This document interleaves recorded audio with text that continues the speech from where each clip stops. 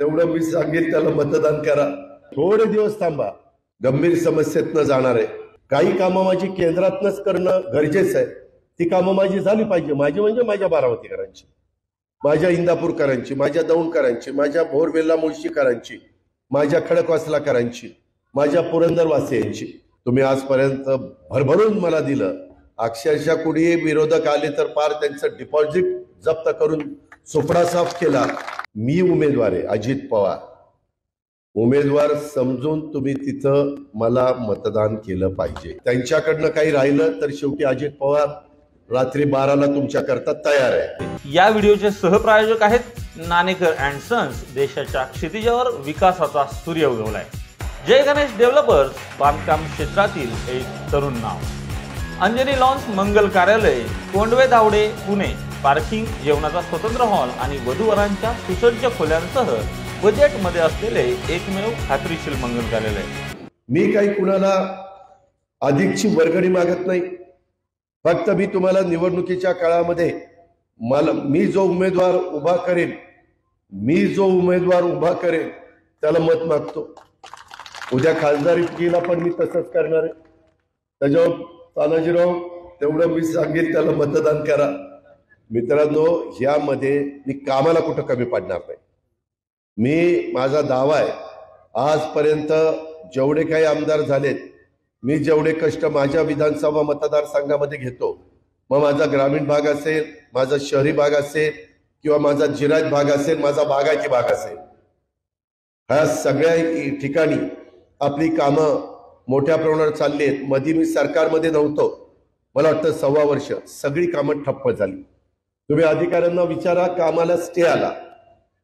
त्याच्यातून आता काही दिवसांनी, थोडे दिवस थांबा. बारामतीकरांनो, तुमच्या सगळ्यांच्या आशीर्वादाच्या आणि पाठिंब्याच्या जोरावर आपल्याला खूप शब्दाला किंमत आलेली. माझी एवढीच तुम्हाला विनंती आहे की मी ज्यावेळेस तुम्हाला हे सगळे अपेक्षा करत असतो, उद्याच्या काळामध्ये तुम्हाला सगळ्यांना तुम्ही फार गंभीर समस्येतनं जाणार आहे की बाबा एकीकडं अजित सांगतोय असं करा आणि एकीकडे वरिष्ठ सांगतात असं करा, कोणाचं ऐकायचं.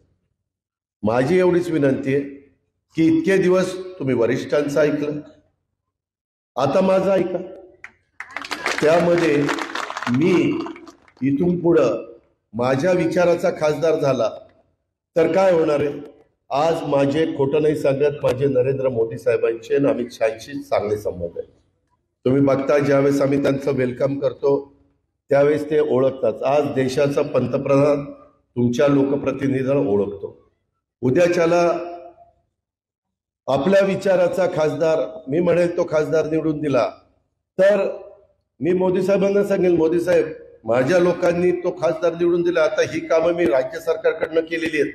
काही कामं माझी केंद्रातनंच करणं गरजेचं आहे. ती कामं माझी झाली पाहिजे. माझी म्हणजे माझ्या बारामतीकरांची, माझ्या इंदापूरकरांची, माझ्या दौंडकरांची, माझ्या भोरवेल्ला मुळशीकरांची, माझ्या खडकवासलाकरांची, माझ्या पुरंदरवासियांची. ह्याच्यातनं सुधारणा होतात.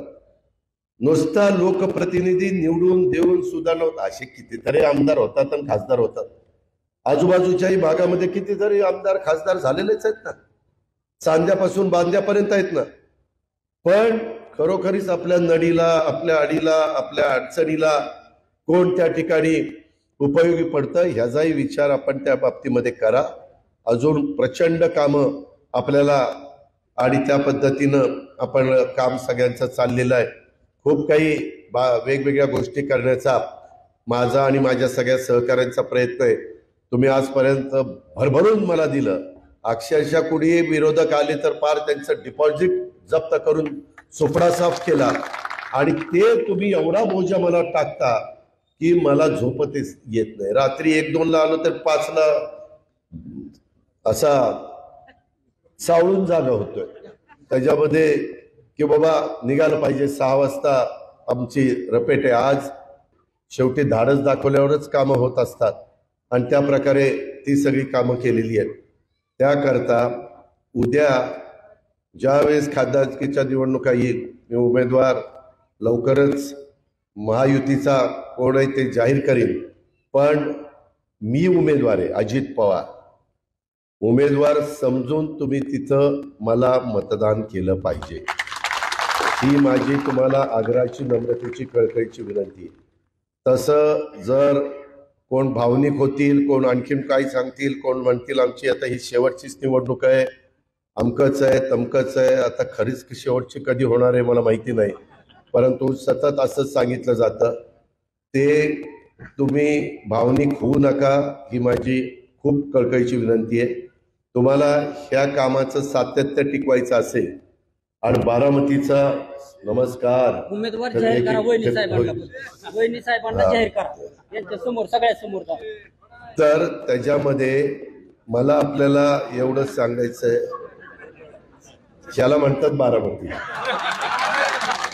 तर मला एवढंच सांगायचंय की या कामाचं स्पीड असंच राहण्याच्या करता तुम्हाला उद्याच्या काळामध्ये मी जी विनंती करतोय ती विनंतीला आपण सहकार्य करावं, अशी माझी तुम्हाला आग्रहाची विनंती आहे. त्याबद्दल आपण सगळ्यांनी अतिशय बारकाईनं विचार करा आणि तिथं योग्य पद्धतीनं तुम्ही मला सहकार्य केलं, मला प्रतिसाद दिला तर पुढची कामं होतील, नाहीतर मी पुढच्या कामाला बांधील नाही. मी अतिशय स्पष्ट सांगतो, मी महाराष्ट्र मला खरं आणि स्पष्ट बोलणारा माणूस म्हणून ओळख आहे. मला बाकीचे पण माझे उद्योग आहेत, ते जर मी एवढं सकाळपासून तिथं काम केलं तर मी विमानानं हेलिकॉप्टर घेऊन फिरून, मला काय असं सकाळी 6 वाजता उठून फिरण्याची पण गरज नाही. त्याच्यावर तुम्ही विचार करायचा आहे की आपलं उद्याचं सातत्य टिकलं पाहिजे, आपली अशाच पद्धतीनं प्रगती झाली पाहिजे, आपला असाच प्रकारचा विकास झाला पाहिजे, आपल्यामध्ये अशाच सुधारणा झाल्या पाहिजे, ह्याच्यातूनच वेगवेगळ्या प्रकारचे रोजगार निर्माण झाले पाहिजेत, ह्याच्यातूनच वेगवेगळ्या पद्धतीनं छोटे मोठे व्यवसाय हे वाढीला लागले पाहिजेत आणि त्याच्यातून तुमच्या माझ्या बारामतीच्या परिसरामध्ये आर्थिक सुबत्ता ही कशी नांदेल.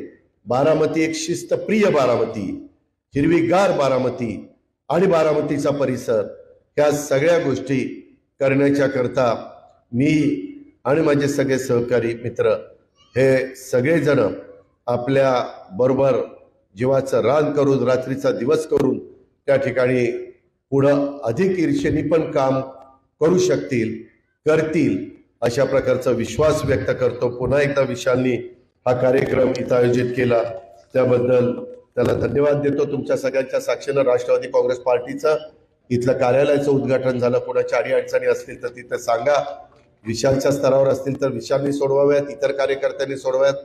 जे त्यांनी होणार नाही ते हनुमंत पाटील आपले डेप्युटी कलेक्टर आहेत, ते माझे प्रायव्हेट सेक्रेटरी आहेत, त्यांना सांगा.